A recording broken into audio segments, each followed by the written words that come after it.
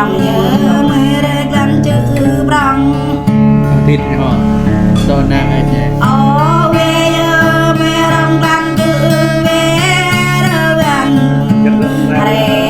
con ơ tôn mê nhớ chữ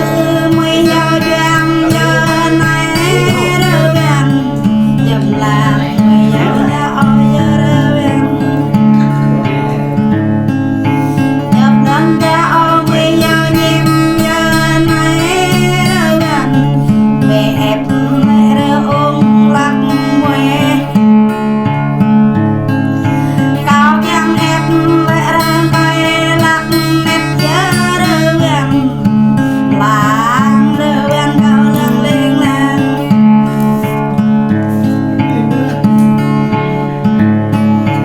bài lá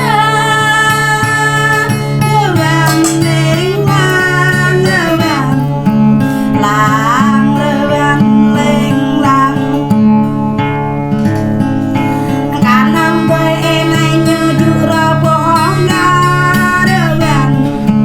cả năm đôi em bên nó nghe đã lăn băng đánh mẹ rơ gần rồi nghe đêm sau đến rơ gần bố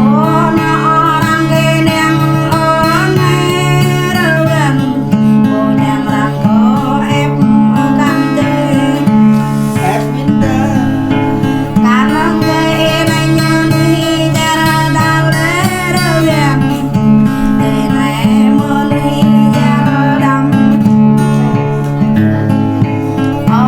đời này mơ nuôi tăng ra rơ gần mơ nuôi cha ra nhắc tên rơ gần